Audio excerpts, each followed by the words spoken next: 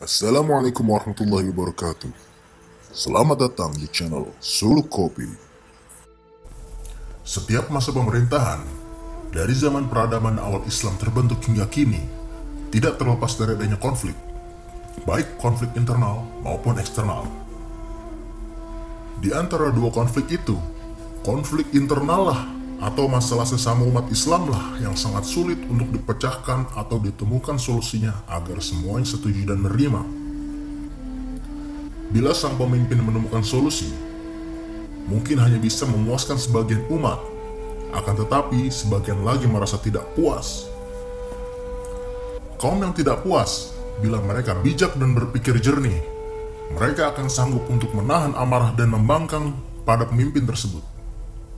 Namun sebaliknya, mereka yang tak bisa menahan amarah dari hasil putusan sang pemimpin, ini bisa menimbulkan hal-hal buruk terjadi. Contohnya terjadi ketika masa kepemimpinan Sayyidina Ali. Ia ditebas oleh seorang penghafal Quran dan ahli fikih yang tidak puas akan putusan tahkim Sayyidina Ali.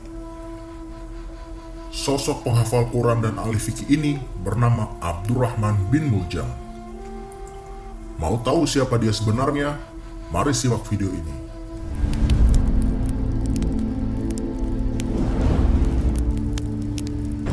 Menurut Syekh Samsuddin Az-Zahabi, Abdurrahman bin Muljam atau Ibnu Muljam ini adalah seorang yang menghafal Quran, orang yang ahli fikih, dan orang yang ahli ibadah. Ia belajar kepada sahabat Rasulullah yang bernama Mu'adz bin Jabal. Karena kealimannya, dia menjadi utusan Sayyidina Umar bin Khattab ke Mesir untuk mengajar Al-Quran di sana. Sayyidina Umar pun memerintahkan Amr bin As selaku gubernur di sana untuk memberikan dan memperluas rumahnya agar ia bisa mengajar dengan baik. Sebelum dia melakukan hal-hal yang di luar batas, dengan menebas Sayyidina Ali, ia adalah pengikut setia Sayyidina Ali. Ia bahkan mengikuti perang Jamal melawan Sayyidah Aisyah dan perang Siffin melawan Muawiyah. Akan tetapi, karena perang Siffin berakhir dengan keputusan tahkim, banyak kaum muslim yang tidak setuju dengannya, bahkan menuduh Sayyidina Ali telah keluar dari ajaran Al-Quran dan sunnah Rasulullah SAW. Mereka yang tidak setuju lalu menuduh Sayyidina Ali keluar dari ajaran agama hingga memberontak terhadapnya, maka mereka disebut sebagai kelompok Khawarij.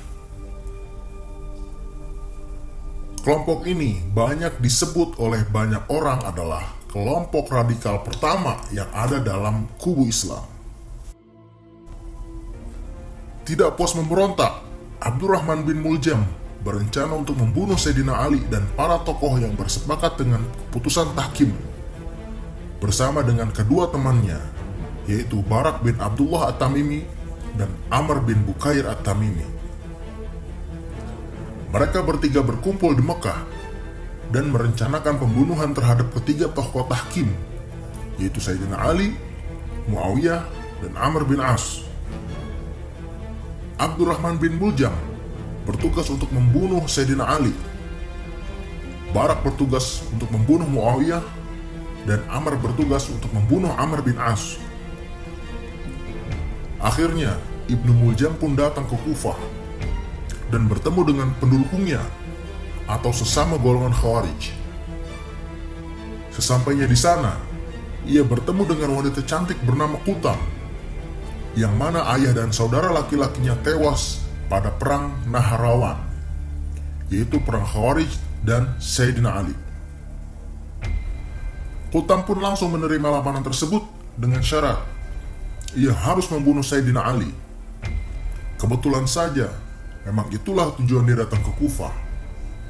Otomatis, Ibnu Muljam pun langsung menyetujuinya.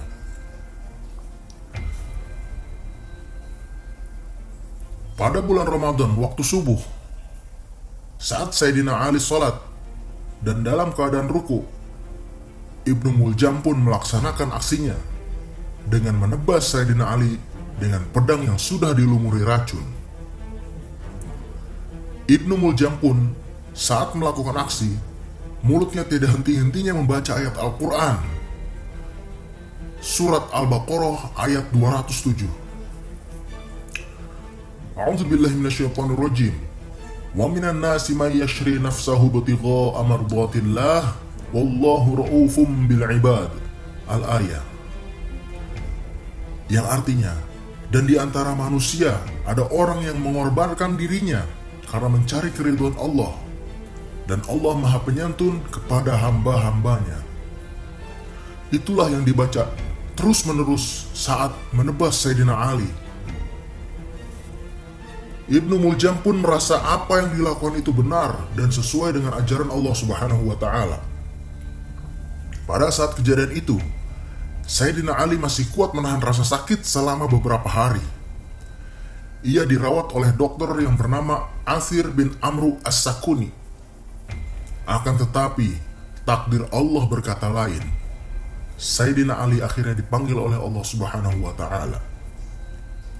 Sayyidina Hasan, selaku anak dari Sayyidina Ali, ia dibaiat oleh kaum muslimin menjadi khalifah pengganti saat itu.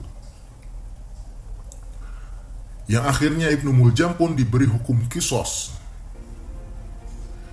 Detik-detik saat Al-Ghujus siap memancung kepalanya, Ibnu Muljam masih sempat berkata, "Jangan penggal kepalaku sekaligus, tapi potonglah anggota tubuhku sedikit demi sedikit, hingga aku bisa menyaksikan anggota tubuhku disiksa di jalan Allah."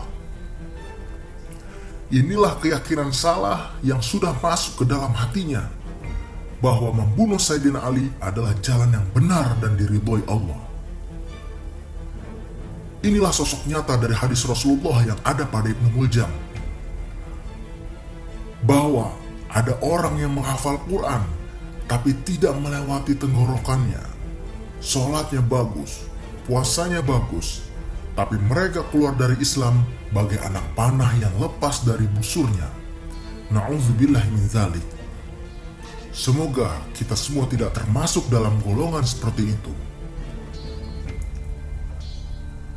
Demikianlah kisah dari Abdurrahman bin Muljam.